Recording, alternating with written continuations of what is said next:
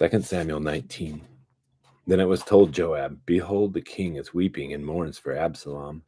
And the victory that day was turned to mourning for all the people, for the people heard it said that day, "The king's grieved for his son."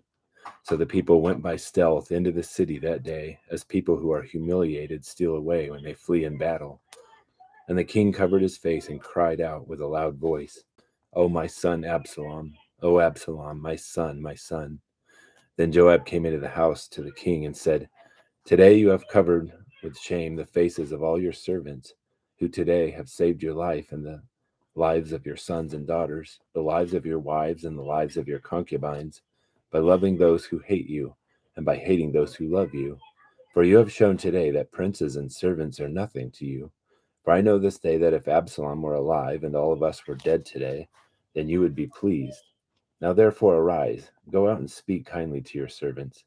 For I swear by the Lord, if you do not go out, surely not a man will pass the night with you, and this will be worse for you than all the evil that has come upon you from your youth until now."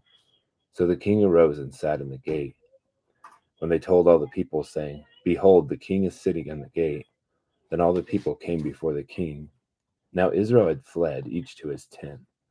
And all the people were quarreling throughout all the tribes of Israel, saying, "The king delivered us from the hand of our enemies and saved us from the hand of the Philistines. But now he has fled out of the land from Absalom. However, Absalom, whom we anointed over us, has died in battle. Now then, why are you silent about bringing the king back?" Then King David sent to Zadok and Abiathar the priest, saying, "Speak to the elders of Judah, saying, why are you the last to bring the king back to his house, since the word of all Israel has come to the king, even to his house? You are my brothers, you are my bone and my flesh. Why then should you be last to bring back the king?" And say to Amasa, "Are you not my bone and my flesh? May God do so to me, and more so, if you will not be commander of the army before me continually in place of Joab." Thus he turned the hearts of all the men of Judah as one man. So they sent word to the king, saying, "Return, and all your servants." The king then returned and came as far as the Jordan. And Judah came to Gilgal in order to go meet the king, to bring the king across the Jordan. Then Shimei, the son of Gera, the Benjamite, who was from Bahurim, hurried and came down, and the men of Judah to meet King David. And there were 1,000 men of Benjamin with him, with Ziba the servant of the house of Saul, and his 15 sons and his 20 servants with him. And they rushed to the Jordan before the king. And then they kept crossing the ford to bring over the king's household and to do what was good in his sight. And Shimei, the son of Gera, fell down before the king as he was about to cross the Jordan. So said the king, "Let not my lord consider me guilty, nor remember what your servant did wrong on the day when my lord the king came out of Jerusalem, so that the king should take it to heart. For your servant knows that I have sinned. Therefore, behold, I have come today, the first of all the house of Joseph, to go down to meet my lord the king." But Abishai, the son of Zeruiah, answered and said, "Should not Shimei be put to death for this, because he cursed the Lord's anointed?" David then said, "What have I to do with you, O sons of Zeruiah, that you should this day be an adversary to me? Should any man be put to death in Israel today? For do I know that I am king over Israel today?" And the king said to Shimei, "You shall not die." Thus the king swore to him. Then Mephibosheth, the son of Saul, came down to meet the king, and he neither cared for his feet, nor trimmed his mustache, nor washed his clothes from the day the king departed until the day he came home in peace. And it was when he came from Jerusalem to meet the king, that the king said to him, "Why did you not go with me, Mephibosheth?" So he answered, "O my lord the king, my servant deceived me.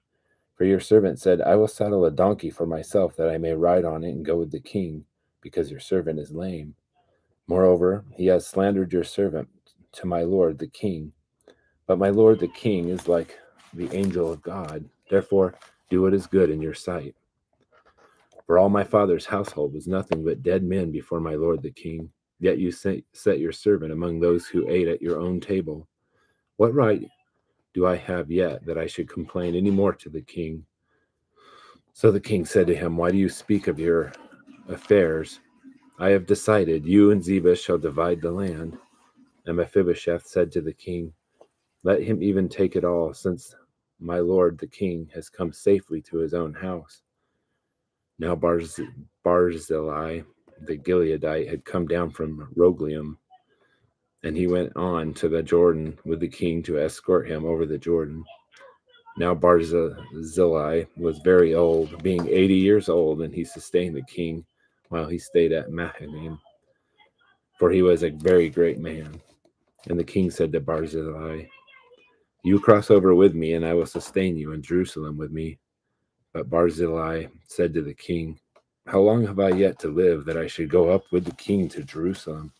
I am now 80 years old. Can I distinguish between good and bad? Or can your servant taste what I eat and what I drink? Or can I hear anyone, the voice of singing men and women? Why then should your servant be an added burden to my lord the king? Your servant would merely cross over the Jordan with the king. Why should the king compensate me with this reward? Please let your servant return, that I may die in my own city, near the grave of my father and my mother. However, here is your servant Chimham.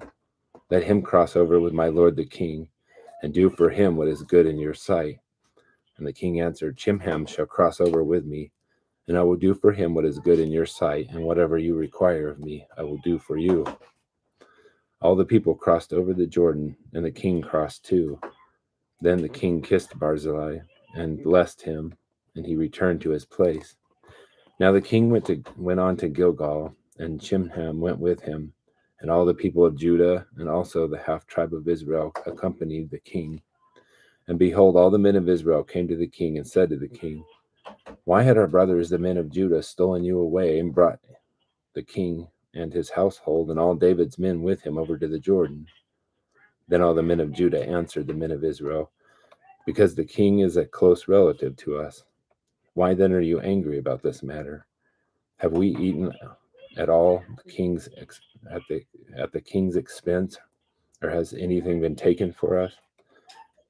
But the men of Israel answered the men of Judah and said, "We have 10 parts in the king, therefore we also have more claim on David than you. Why then did you treat us with contempt? Was it not our advice first to bring back our king?" Yet the words of the men of Judah were harsher than the words of the men of Israel.